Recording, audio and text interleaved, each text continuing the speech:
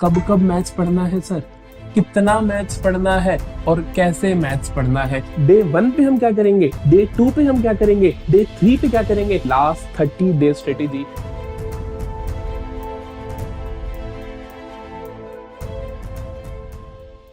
क्या आपका भी सपना है मैथ्स में 95 प्लस लाने का? आपका ये सपना सपना ना रह जाए और इसको हम रियलिटी में कैसे कन्वर्ट कर सकते हैं, उसके लिए आज हम एक स्ट्रेटेजी डिस्कस करेंगे, लास्ट 30 डे स्ट्रेटेजी। आखिरी 30 दिनों को किस तरीके से हम मैक्सिमम यूटिलाइजेशन दें सो दैट आप इस स्कोर तक पहुंच सको। और ध्यान रखना, ये स्कोर अचीव करना डिफिकल्ट नहीं है, इम्पॉसिबल कुछ नहीं होता। आप 90 प्लस लाना चाहते हो, 95 प्लस लाना चाहते हो, अगर आप इस स्ट्रेटेजी को फॉलो करोगे तो आप अपने अंदर बहुत इंप्रूवमेंट देखोगे। तो यहाँ पर हमें करना क्या है, जल्दी से हम स्टार्ट करते हैं। सबसे पहली चीज, हमारे मन में 3 सवाल उठते हैं। कब कब कब मैथ्स पढ़ना है सर, कितना मैथ्स पढ़ना है और कैसे मैथ्स पढ़ना है। यहाँ पर सबसे इंपॉर्टेंट सवाल है कि कैसे पढ़ा जाएगा इस सब्जेक्ट को। शुरू करते हैं, कब मैथ्स पढ़ना है। तो यहां पर आप लोगों को एक प्रॉमिस करना होगा इस वीडियो को देखने के बाद कि आने वाले 30 दिन मैं इसलिए बोल रहा हूं कि 14th ऑफ जैन से मैं 14th ऑफ फरवरी की बात कर रहा हूं, क्योंकि 17 से आपके एग्जाम शुरू होने वाले हैं। तो आने वाले एक महीने में आपको कब कब मैथ्स पढ़ना है, ध्यान रखना, आपको रोजाना मैथ्स पढ़ना है, आपको डेली मैथ्स पढ़ना है। आप एक भी दिन स्किप नहीं कर सकते हो।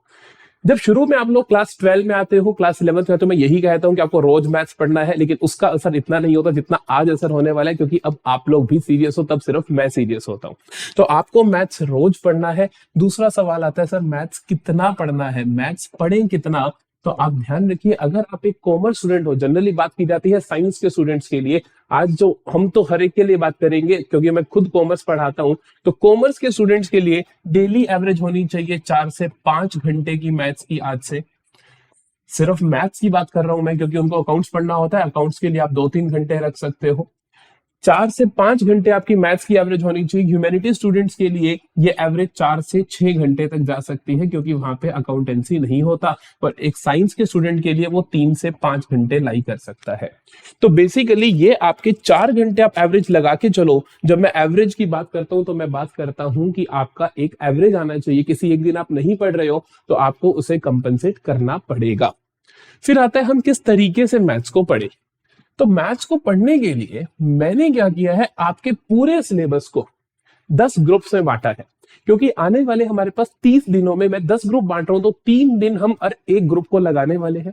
हम हर एक ग्रुप के अंदर 3 दिनों को किस तरीके से यूटिलाइज करेंगे, डे 1 पे हम क्या करेंगे, डे 2 पे हम क्या करेंगे, डे 3 पे क्या करेंगे, हम वो इन ग्रुप्स की डिटेल्स देखने के बाद डिस्कस करेंगे कि हमें कब कब क्या क्या करना है और इन 4 घंटों में हम 4 घंटों में कितनी देर क्या चीज पढ़नी है।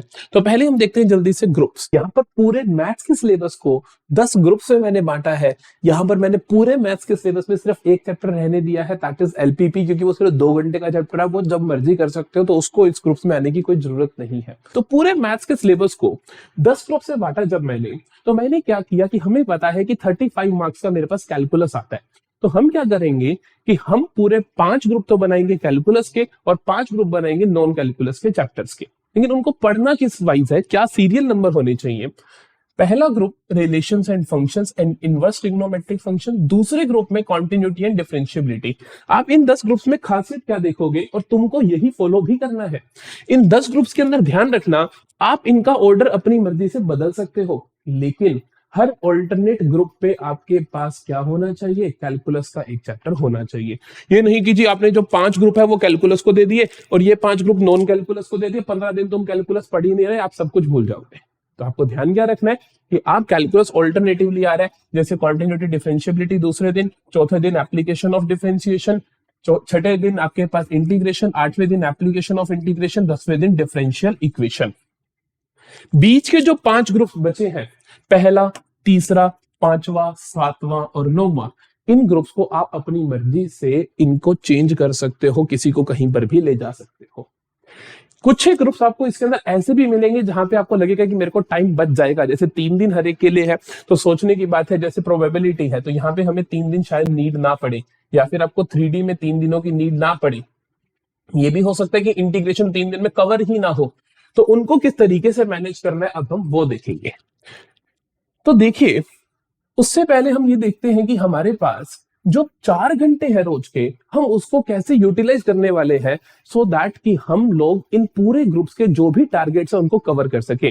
तो हम क्या करेंगे, अपने 4 घंटों को, जो हमारे पास 4 आवर्स है, हम इनको 3+1 में ब्रेक कर देंगे। हम क्या कर देंगे, इनको 3+1 में ब्रेक कर देंगे। जो 3 घंटे हैं, 3 घंटे हमने क्या स्टडी करना है, जो हमारे पास ये 3 आवर्स होने वाले हैं, इनमें हमें स्टडी करना है बेसिकली अपने ग्रुप में जो हमने लिखा है, कि जो ग्रुप में बात कही गई है, जो चैप्टर्स लिखे गए हैं वो करने हैं। सपोज करो मैंने उठाया कॉन्टिन्यूटी डिफरेंशिएबिलिटी, तो 3 घंटे तो मेरे को उसी से रिलेटेड कंटेंट पढ़ना है। तो सर 1 घंटा क्या करना है, मस्ती करनी है? मस्ती का टाइम नहीं है, तो मस्ती तो नहीं करनी है।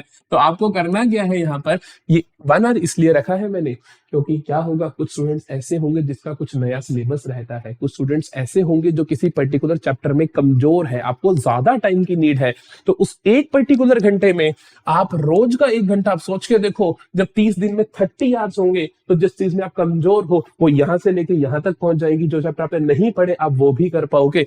तो इस 1 घंटे में आपको क्या करना है, आपका जो लेफ्ट सिलेबस है, जो सिलेबस रहता है, आप वो करोगे, या फिर आप क्या करोगे, जो आपको लगता है डिफिकल्ट पोर्शन है आप वो करोगे। और तीसरी चीज, अगर आपके ये दोनों खत्म हो जाए तो आपको यहां पर क्या करनी है, रिवीजन करनी है। रिवीजन करनी है, किस चीज की रिवीजन करनी है? जब आपने ये 10 ग्रुप्स बनाए, तो मैं आपने क्या करा, सपोज करो आप दूसरे ग्रुप के बाद 6 दिन आपके कवर हो चुके हैं। तो आप जब ये पढ़ाई कर रहे होगे, आफ्टर 6 डेज आपको दिखेगा, जब आपने रिलेशन फंक्शन आईटीएफ पढ़ा, आपने किसी टॉपिक में स्ट्रगल किया, कॉन्टिन्यूटी डिफरेंशिएबिलिटी में आपने किसी टॉपिक में स्ट्रगल किया, तो 6 दिन के बाद जो आपके 1 आवर ईच बच रहे होंगे, आप उस 1 घंटे में आप इस जहां पे ये स्ट्रगल किया वो खत्म करोगे, अगले दिन आप ये स्ट्रगल किया वो खत्म करोगे। इसी तरीके से आपके स्ट्रगल्स इंक्रीज होंगे, और जो वो रोज का 1 घंटा होगा वहां से उनकी रिवीजन भी खत्म होती चली जाएगी, तो आपके लिए बहुत बेनिफिशियल होगा। तो कुल मिला के हमारे ग्रुप का जो मैटर है, उसके लिए हमारे पास रोज बचते हैं बेसिकली 3 आवर्स। तो उस 3 आवर्स में हमें क्या करना है, उन 3 दिनों में हमें क्या करना है, क्योंकि हर ग्रुप के लिए हमारे पास 3 दिन होने वाले हैं। तो जल्दी से देखते हैं, जो हमारे पास डे 1 होगा, डे 1 होगा, डे 1 में आपने काम क्या करना है, डे 1 में आपने नोट्स रिवाइज करने हैं। क्या रिवाइज करना है, नोट्स रिवाइज करने हैं। वो नोट्स जो आपने जब इस चैप्टर को पढ़ा था, आपने इसके नोट्स बनाए होंगे, आपने वो रिवाइज करने हैं। अगर आपने नोट्स नहीं बनाए हैं तो आपको क्या करना है, आप उसका 1 शॉट देखिए और सबसे पहले आप उसके नोट्स बनाएंगे। 1 शॉट आप किसी भी टीचर का देख सकते हो, जो टीचर आपको पसंद है, जिसके साथ आपका बॉन्ड बैठता है, जिसकी बातें आपको समझ आती है। सभी टीचर्स अच्छा पढ़ाते हैं, आपको बस ध्यान ये रखना है कि 1 शॉट ऐसा हो जिसके अंदर सारे टॉपिक्स जरूर कवर हो रहे हो। उन सबके आप नोट्स बनाओगे और उनको बहुत अच्छे से याद करोगे। डे 1 बहुत इंपॉर्टेंट है। नोट्स रिवाइज करने के साथ साथ आप उस पर्टिकुलर जो ग्रुप के अंदर सिलेबस है उसका एनसीईआरटी एग्जाम्पल सारे के सारे कर लोगे। आप क्या कर लोगे, जो उस पर्टिकुलर ग्रुप का चैप्टर है, जैसे कॉन्टिन्यूटी डिफरेंशिएबिलिटी है, तो एनसीईआरटी खोलो। एनसीईआरटी लेटेस्ट के लिए आप क्या कर सकते हो, एनसीईआरटी की वेबसाइट से डाउनलोड कर लो वो जो कॉन्टिन्यूटी डिफरेंशिएबिलिटी, उसके सारे एग्जांपल्स कर दोगे आप डे 1 पे। ध्यान रखना, जब आप एग्जांपल्स कर रहे हो तो आपके 70 से 80% क्वेश्चंस अटेम्प्ट करने हैं। इस बात का ध्यान रखना है आपको, ये नहीं कि हम देख देख के छोड़ रहे हैं। 70-80% क्वेश्चंस आपको अटेम्प्ट करने हैं। फिर आएगा आपके पास डे 2।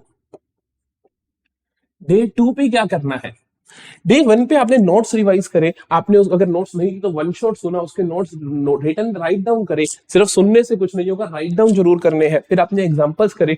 डे 2 पे एनसीईआरटी टेक्स्ट बुक, डे 2 पे एनसीईआरटी टेक्स्ट बुक, सभी एक्सरसाइजेस आपने इनके सॉल्यूशंस लिख रखे हैं तो बहुत अच्छी बात है। नहीं लिख रखे तो फिर से आप YouTube की हेल्प ले सकते हो, अगर आपको, या फिर आप किसी भी वेबसाइट से उनके सॉल्यूशंस देख सकते हो और आप क्वेश्चंस करोगे। सारे क्वेश्चंस नहीं करने, अंदाजन आपको यहाँ पर 50% क्वेश्चंस को अटेम्प्ट करना है, और बाकी क्वेश्चन जो सिमिलर होंगे आप उनको देख के स्क्रॉल कर सकते हो। फिर आता है आपके पास डे 3, और ये हमारे पास one of the most important day. जो तीसरा दिन आएगा आपके ग्रुप का, वहां पे आपने क्या करना है, वहां पे आपने PYQs plus sample question paper CBSE का जो आया हुआ है, प्लस एक्स्ट्रा क्वेश्चंस उस पर्टिकुलर चैप्टर के कुछ एक्स्ट्रा क्वेश्चंस आपके टीचर ने आपको दिए होंगे। अगर आपके टीचर ने नहीं दिए तो आप कोई भी सैंपल पेपर उठाइए, सैंपल पेपर में से उस पर्टिकुलर चैप्टर के जो भी क्वेश्चंस हैं वो सारे अटेम्प्ट कीजिए और उनके सॉल्यूशंस आपको आने चाहिए। जनरली जो आपके टीचर ने आपको एक्स्ट्रा क्वेश्चंस करवाए हैं, अदरवाइज आप वो जरूर कीजिए। ये करने से आप अपने तैयारी को फाइनल टच दे रहे होंगे, क्योंकि ग्रुप 1 में पहले दिन आपने रिवाइज किया, फिर आपने किया एनसीईआरटी टेक्स्ट बुक की। यहाँ ये एक तरीके से आपका एक पेपर है कि आपको अब कितना आता है, तो यहाँ से आपको समझ आ जाएगी किस पर्टिकुलर टॉपिक में आप डिफिकल्टी फेस कर रहे हो।